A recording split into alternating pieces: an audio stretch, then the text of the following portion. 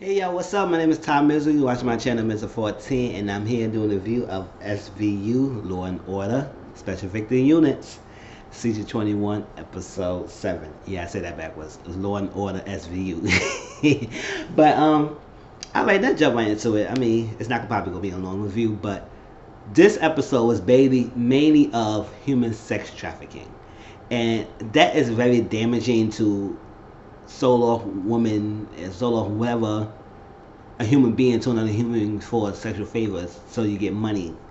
And that is very, I don't know, it's a common, but it's happening as you won't think it is happening, and it's probably so secret that you won't even know that it's happening. So right now it's called Operation Dragon Slay, and it was this massage parlor, Sweet Joy, and we see two girls. We see May May and Lily, and we see this guy. I guess he's like the person intermediary between the shop and taking care of the girls. So we saw May May talking to her brother. He's in San Francisco, and in school. Apparently, these girls is paying off debt, human debt, paying off very large debt, and so they had to work in order to pay off the debt.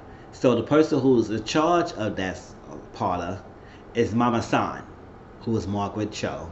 That's the actress. And Mama San is planning on doing that, and she basically the overseer. Make sure the girls work, do the stuff. She collect the money, and she collect the tip. So basically, these girls is working, basically working their behinds off, having sex, is doing favors, so it's plenty of men a day, and they don't really get any money out of it. And it's like they're so grateful for Mama San because they got a place to live, food and stuff like that. They think that she's the mother to them, and they come down here to pay off debt for their family. So they think that's like the only way, good way to life to live. So you see the team going undercover and taking pictures of the places, the sweet parlor, and what they doing, so they can bust them. So one time they did get they was in a van, they do a stakeout, and they busted people inside, and they try to get deals and try to collect the Johns. They go arrest the Johns, but the girls at the shop would not get arrested because they gonna help them. They gonna do social services, make them a better life for themselves. Because at the end of the day, they are not the perpetrators. They are the victims of these cases. They are the ones who being abused and stuff. So they was like, they got the guy and they took him to the guy. I forgot his name, but the Chinese guy, the guy who was a like a bodyguard type person. He was saying that you getting us because they arrested him and they arrested Mama San. And Mama San, listen, you can arrest me. I'm gonna get away with this. I'm gonna get out on bail and I'm gonna be opening shop. So whatever you want to do, it is what it is. It's not happening.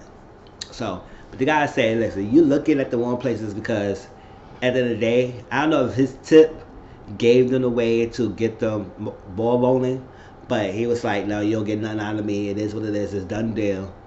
But you looking. You got the beast with the 9 eyes. You looking, but you're not paying attention. So they was looking at us like, what the hell's going on? So they looking around, and said they raided anything. They said they searched through everything. He said, you didn't search through everything. Beast with 9 eyes. It's like a slogan he was saying. So when they was looking at it, they had like a person who was working with them, with the department, who was specializing in this type of cases, human sex trafficking. And he realized it was a smoke detector in each one of the 9 rooms.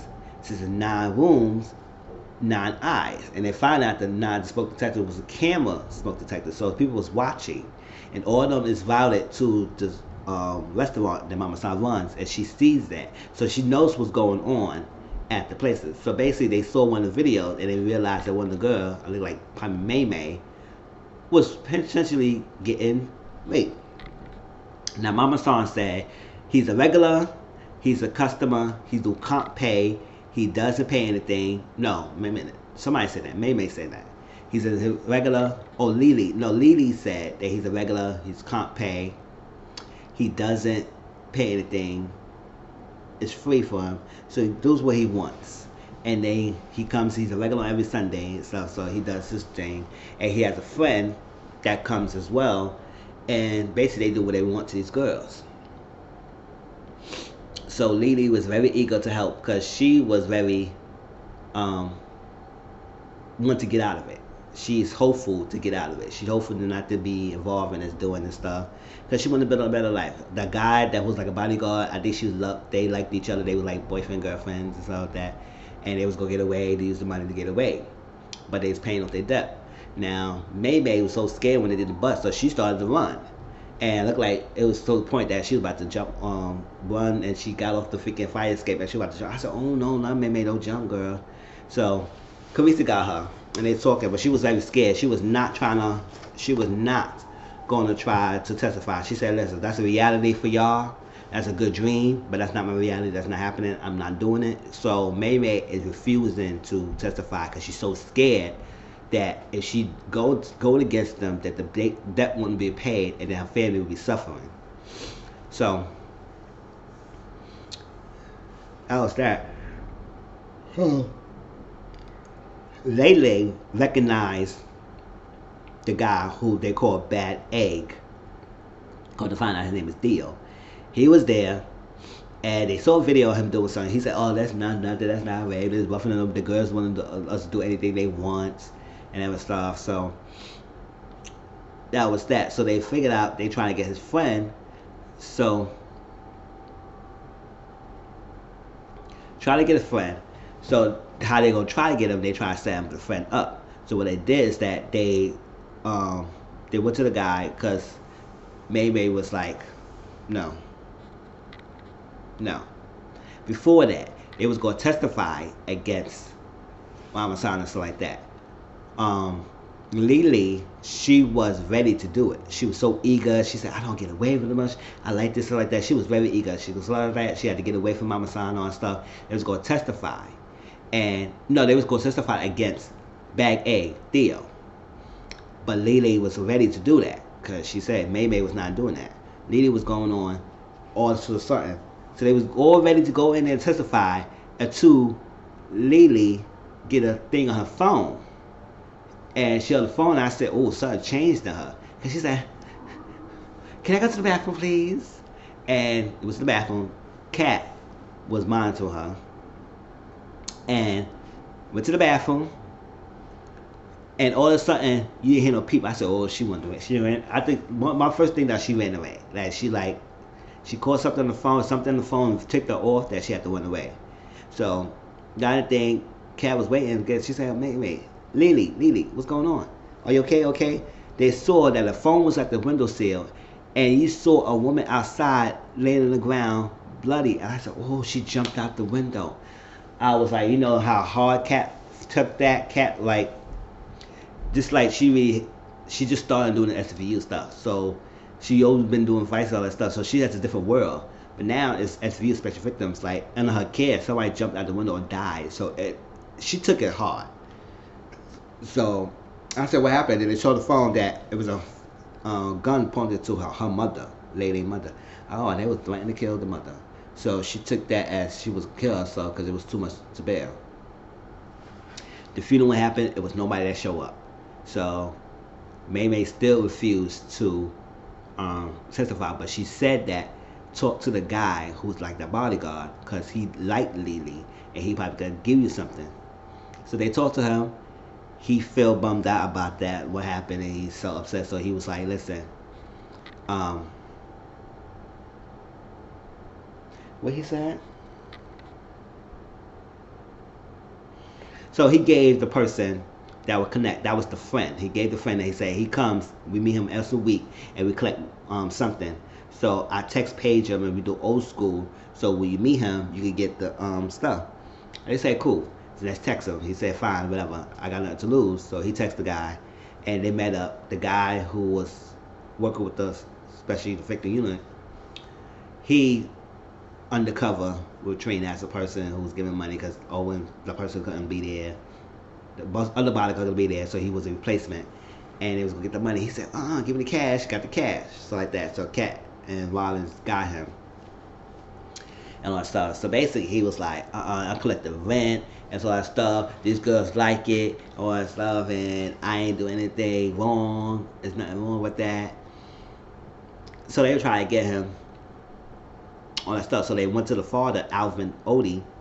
Alvin said, "Oh, my son, this, that, and all that stuff." And he just collected rent and all that stuff because they own the different properties of the massage parlors that they are running, and they releases these parlors to the people who doing these sex trafficking rings.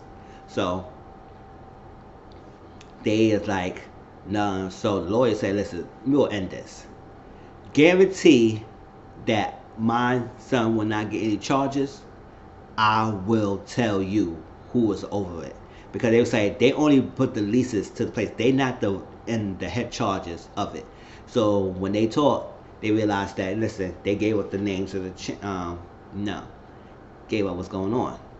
So I guess it's some information. So next, Captain Benson went to talk to Mama San. I said, listen, we need to know what's going on, all this stuff like that. We are part of it, all that stuff. We find out about this thing, all that stuff.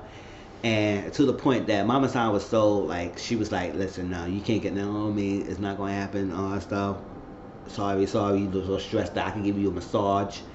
And so she said no. So she said, oh, about the daughter Gia. So when she talked about her daughter Gia, Mama San was so freaked out. She said, what's going on? And he said, oh, your daughter is in this program at the school she got accepted to. And she said, oh, what about it? Say, listen, what about they don't like bad publicity? So I could call up the dean of the school and stuff like that and get her out of school. Because at the end of the day, you is taking money, and they will not like bad publicity. Not only that, they will not like that money that you paying for the college is from women who working themselves sex slaves. So she was like that. She said one phone call and everything be over. So when that happened, Mama San changed her tune real quick and gave up the people who runs that area. So I said, oh, okay. So the Changs, we got a couple, a Chinese couple that feel like it's like a Chinese American story that they come to the U.S., they live a better life, and they make it successfully, and now they're doing entrepreneurship and a big thing, inspiration for other people, generations who come to there and make that they had a success story, basically. But they were saying they are the head operation now. They were trying to get a way to guarantee the Owens guy out and get the change. She said, the only way I would do that and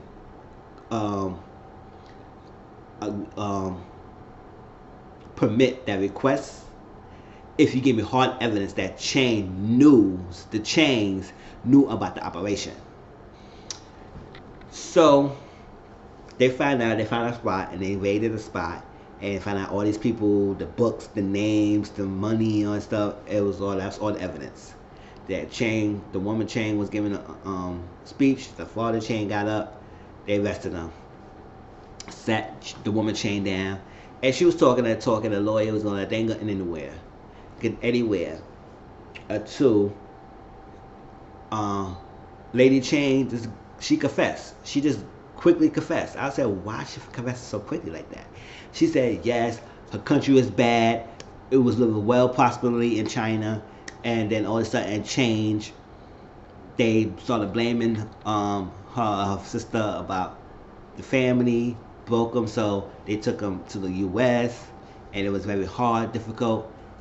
We had to make the name of ourselves, and that's what it was. And then when I got the opportunity, when I got myself ready, I was able to provide the girls to come here and get them to escape from China. And then all of a sudden my plan and action had deviated for her action. So she takes full responsibility and she will give up and confess it. So they was like, okay, wow. So all that stuff happening, all that stuff. So they was in court, and right when they were in the court and everything, the federal people came, and basically the federal case superseded the state case, so they take the case to them, and so the state case will be closed and the federal will take over. And that's where they realized that Carissa was upset. He said, we got this, we had this, all this. He said, none of their hands. Now the Fed is taking over. So that's why she confessed so easily, because she had connections to, I guess, international level stuff do the fast or something like that, so she could be able to get out. So that was that. I said, oh wow. So Theo, the guy who caught bag A, he plead guilty, so he getting 7 years or something like that. And then Rick Owens, the other guy who's collecting that rent, is negotiating, so he might get off. And May May is so thing. They say no, we pay. Chang agreed to pay off your debt, so you have to worry about it. Your brother is cool because she didn't want brother to know what she was doing. So her brother found out that she has a debt to pay. That's all he knew, and he didn't know. She said good. They decided to go up together, and it's cool. But that was the end of the episode. It was really good. I enjoyed it. Please like, comment, subscribe to my channel, share my videos, and I'll talk to y'all later. All right, peace.